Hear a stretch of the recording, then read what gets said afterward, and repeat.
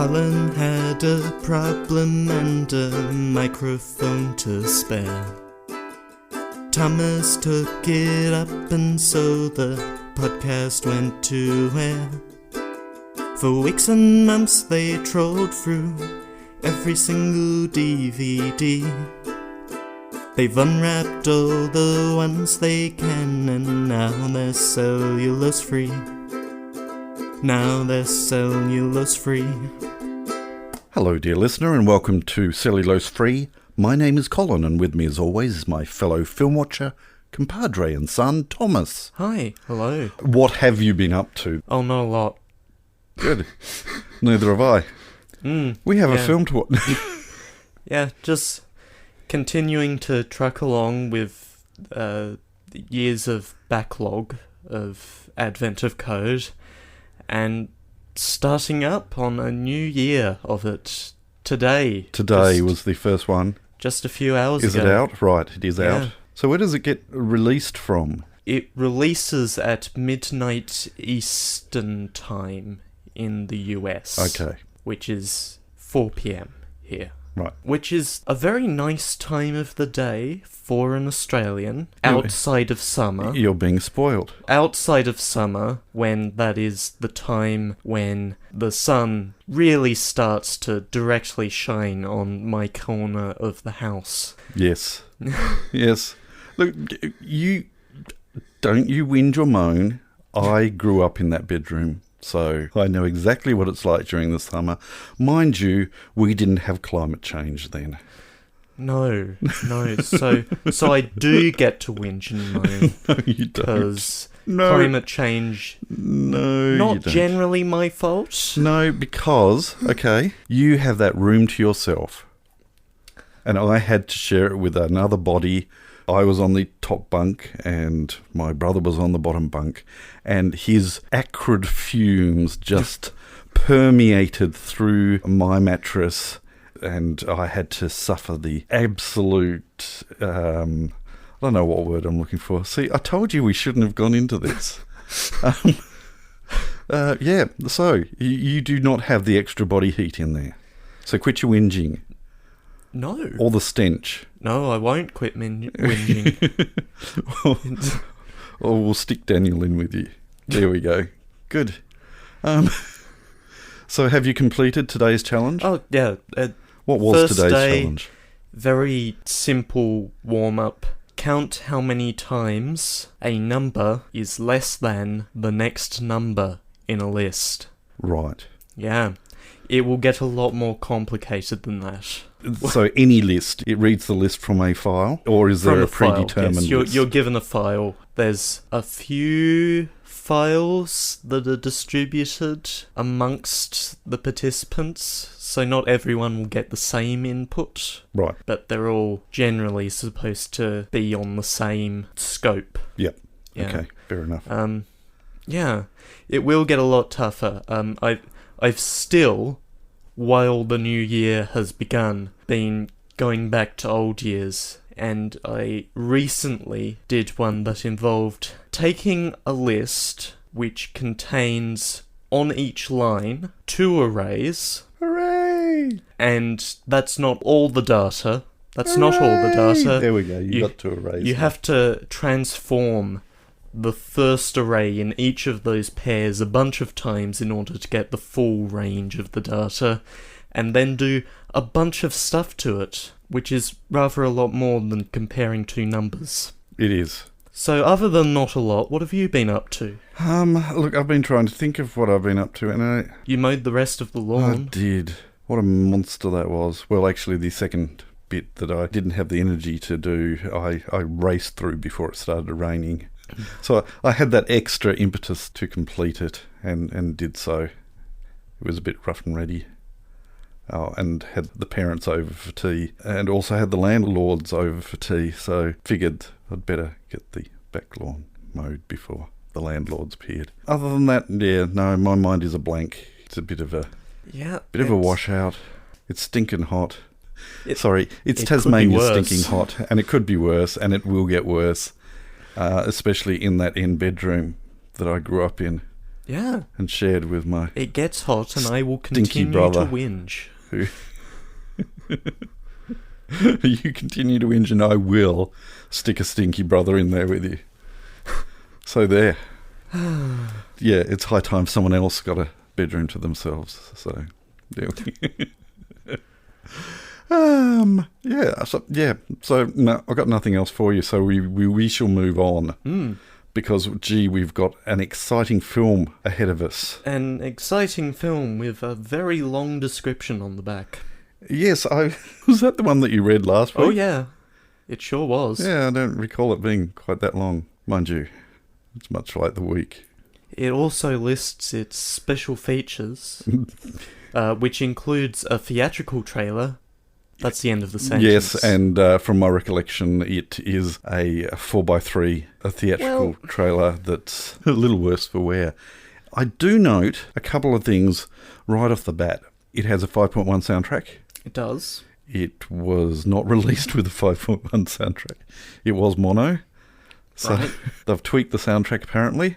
And also the original was in a 1.66 to 1 ratio. And this ain't. No. It's in a 1.78 to 1, is it? 1.77. 7? Yeah. Yeah, I think you'll find that 16 by 9's close to. Yeah. So they've done some lopping somewhere. This is also, according to the front, the director's cut. Yes. He decided to whop out 14 or so minutes from the film, a subplot that he didn't like, and other people argue should have been left in, especially considering that it basically reduces the person who gets second billing on all the posters a very short period of time on screen. So Well, that happens all the time, even without director's cuts That's right. involved, so that's right. it's about money. We've said all this, but have we mentioned the name of the film we're watching? Haven't. No. We haven't mentioned the name of the film. Picnic at Hanging Rock. I was I'm gonna keep contrary stalling, today. but, Yeah. The 1975 Peter Weir film sort of put Australia back on the map as far as cinema was concerned, apparently. apparently. Yeah. Don't know how well that continued. But now we just make Marvel films. And big blockbusters. We do. Set not in Australia. No. But who can say where films are made these days? You have this big long list at the end of movies that have, Canada's film finance company, Australia's film finance company, The Georgia's state of Victoria, the state of Victoria, Queensland, South Australian Film Corporation. Georgia. Yes, but filmed entirely on location in Madonna. Who knows where these films are made? Anyway, we're watching Picnic at Hanging Rock, We are. which you have visited. What are your recollections of Hanging Rock? My recollections is that I feel like there were interpretive signs around the place related to Picnic at Hanging Rock. Mm-hmm. There was a rock and it was hanging. Mm-hmm. And a good time was had. But also, this was over 10 years ago now, Yep. so not a particularly clear recollection. Right. Well, this film may or may not bring back memories of the haunting atmosphere that one finds in this location, that is in the state of Victoria. So the film's set in 1900. It is. And what's it all about, Thomas? Look, Hold on. I would bring it up on a Yeah, streaming service that would have like 3 sentences, could but you- it's not. Hit play for a second, Hit play for a second, okay. because I seem to recall... Yep, there we go. That's much better. Okay. That's a lot less long. It is. Yeah, read that. On Saturday, the 14th of February 1900, a party of schoolgirls from Appleyard College picnicked at Hanging Rock near Mount Macedon in the state of Victoria. During the afternoon, several members of the party disappeared without trace. I don't recall a character by the name of Trace. Oh, I remember Miranda, but not Trace. so was Trace left behind? Don't know. We'll find out. We're Yeah. going to watch this film. I'm going to hit play again because the disc is already in the machine because I could not bear the thought of suffering another episode with the disc rattling inside the case. Ta-da! Which, yeah. Yeah. No rattles. Yeah, you'll manage to squeeze a rattle out. Very good. Thank you. Thank you very much. We're going to watch it, and then we'll catch you on the flip side. Turn to side B, and never return.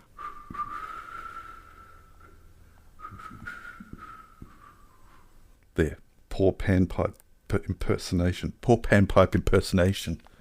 Poor panpipe impersonation? Yes, a poor panpipe impersonation. A poor panpipe impersonation. Mongrel.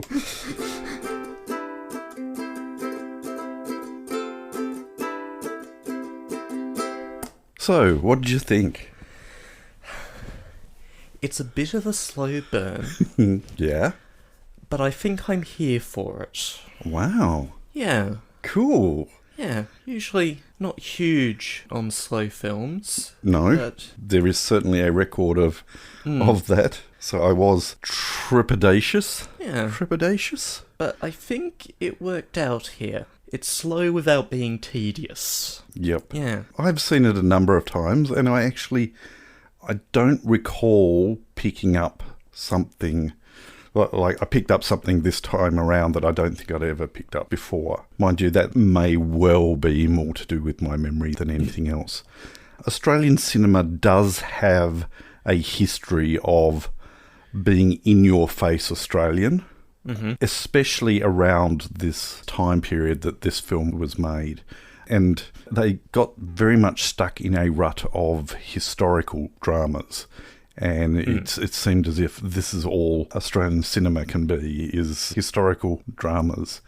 And I'm not going to say that this started it, but it certainly was followed by a number of Australian historical dramas after this. And I don't know whether that was because people were cashing in on the genre, but I don't recall any that quite captured the Australian bush as a character as well as this did, to the extent where there are a number of Australian artists, and McCubbin especially comes to mind. He was one of a group who very much abandoned the European, up until his artwork and those around him, there was a group of them. There was very much a Europeanism that went into depictions of Australian landscapes.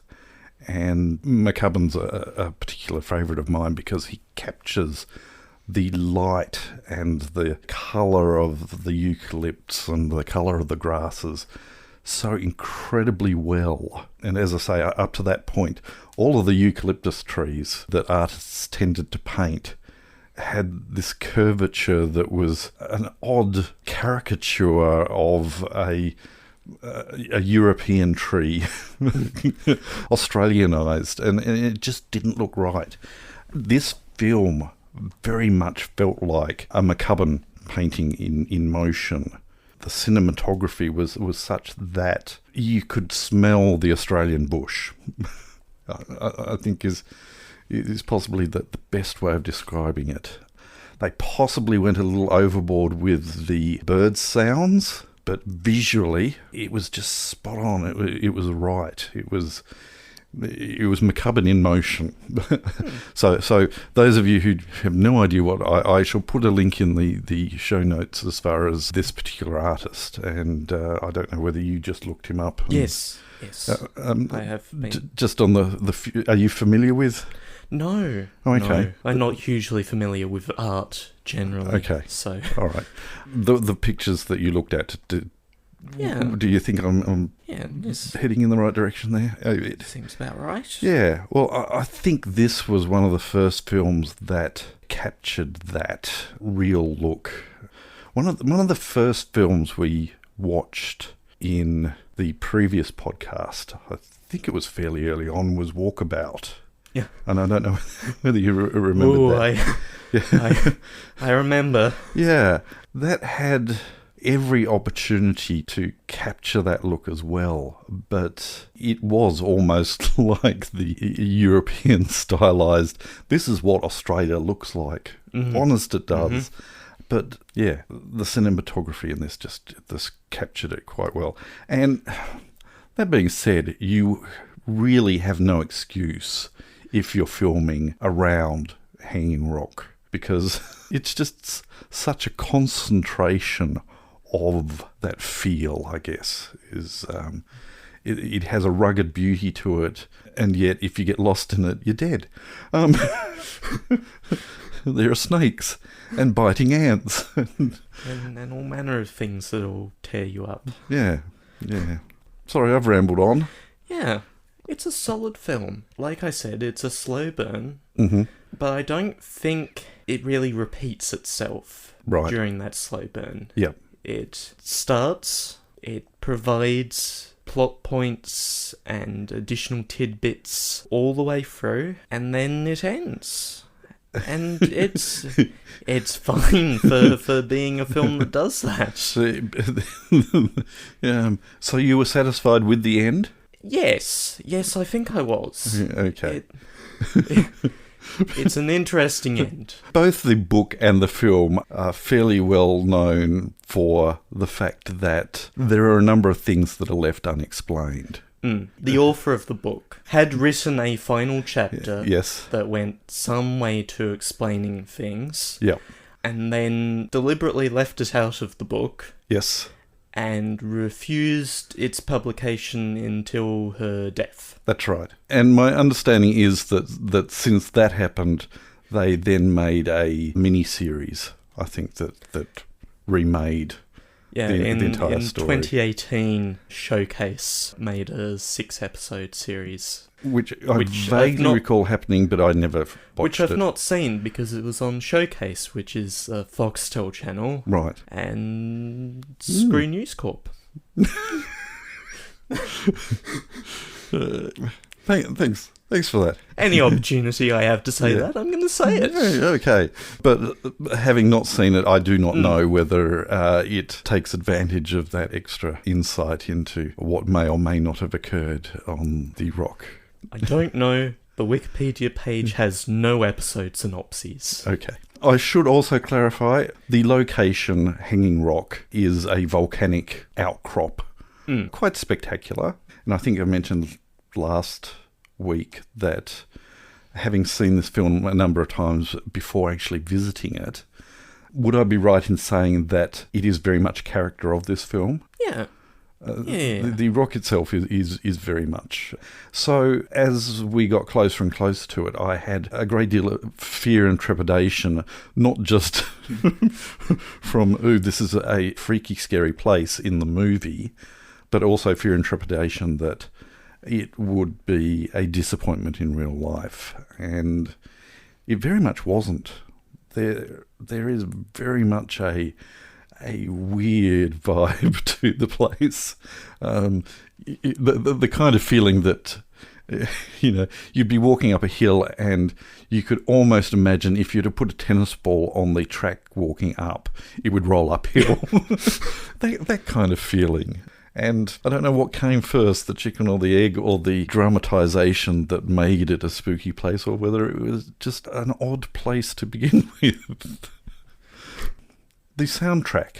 The soundtrack is very famous for the Georges Zamfir panpipes and the organ, so panpipe organ, interesting mix.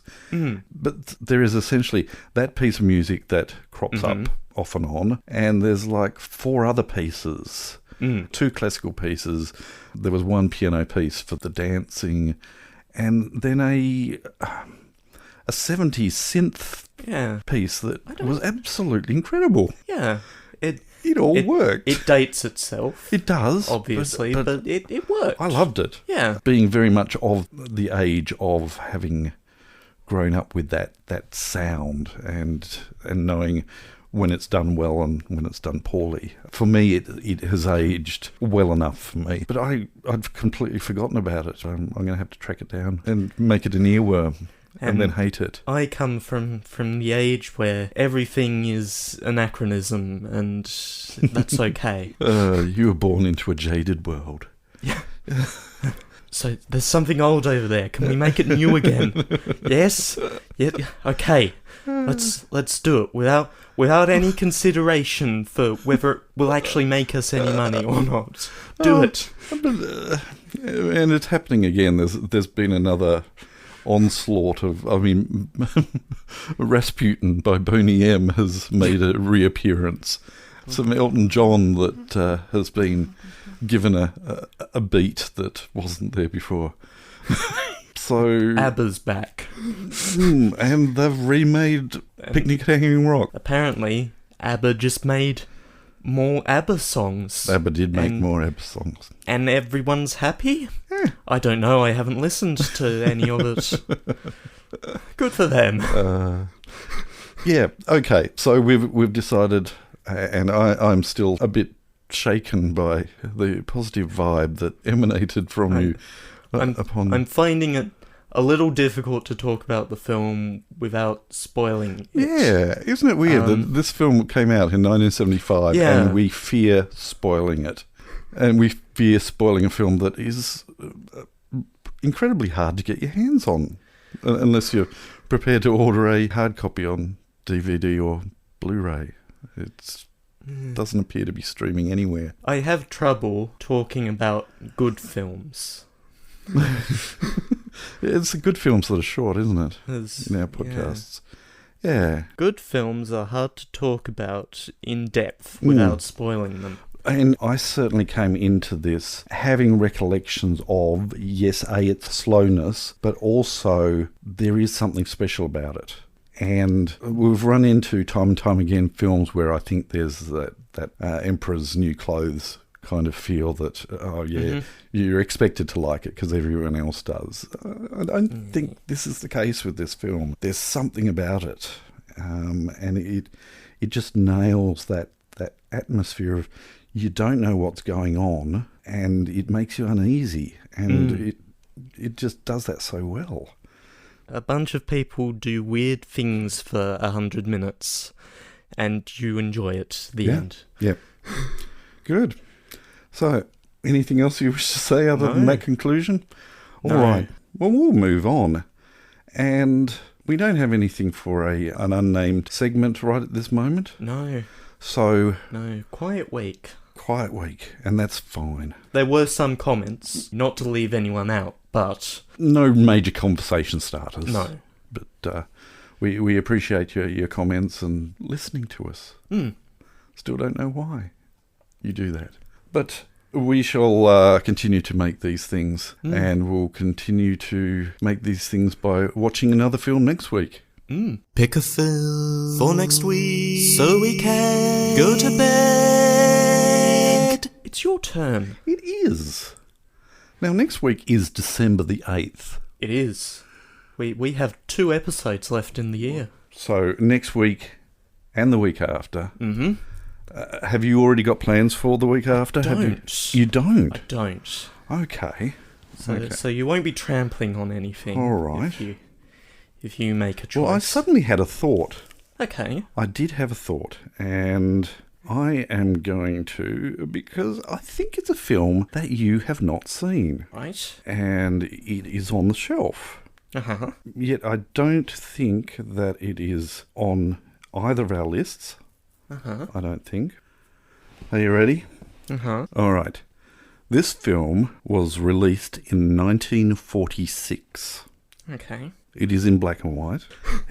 Go figure. It stars Henry Travers, good old Henry, Thomas Mitchell, Lionel Barrymore, Donna Reed. Yep. It was directed by Frank Capra. Okay. That's a vaguely familiar name. It should be, yes. It also stars James Stewart. And this is the description. Buzz in when you think you've got it. An angel is sent from heaven to help a desperately frustrated businessman by showing him what life would have been like. Buzz? Yes. It's a Wonderful Life? Isn't it? Is it a wonderful life? So, an angel is sent from heaven to help a desperately frustrated businessman by showing him what life would have been like if he had never existed. It's a Wonderful Life, for some reason, is deeply connected with this time of the year. It is arguably a Christmas movie. Some would argue that it's not. But I figure, go figure. Well, And it's giving me a terribly stupid idea. is it? But we'll get to that next week. Oh no, you wouldn't, would you? Oh, I might. You wouldn't. Oh, I don't like that film. We'll see what happens. Please don't. Anyway, yes, so I can be a rotter if I want to. you are a rotter if you head in that direction. But am I correct in saying that you have not seen It's a Wonderful Life? I have not, no. Yes. There have been years and years and years of me thinking I really should, at this time of the year, show the kids It's a Wonderful Life. I've seen clips. Yep. I've seen Loading Ready Run did a parody of it at some point. Everybody's done a parody of it. So, we hope that your life is wonderful this week. And we hope that you can join us next week when we watch It's a Wonderful Life.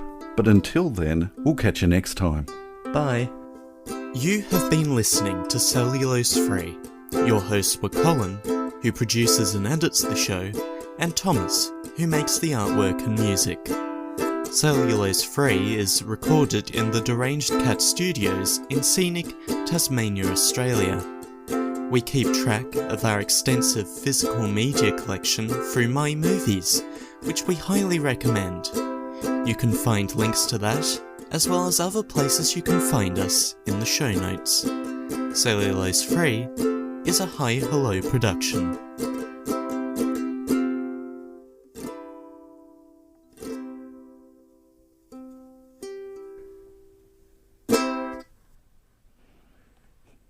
It's about a 50-50 at the moment. No! I wish I'd never been born. I wish I'd never been born. Am I right? Oh yeah. Oh, Yeah, you got it. Oh. Dear. Okay. Hey, I didn't even need to say anything about the film and you buzzed in. No, the time between you starting the description of that film and me buzzing in was just me trying to remember what it was called. Yep. Yeah. Hello, dear listener, and welcome to Cellulose Free. My name is Colin, and with me, as always, is my fellow film watcher, compadre and son, Thomas. Hi, hello. What if it... No, I can't. I can't. Nobody wants to know yet another rundown of our dull, miserable, stay-at-home existences. They don't. So I take it nothing interesting happened. Nobody with you cares.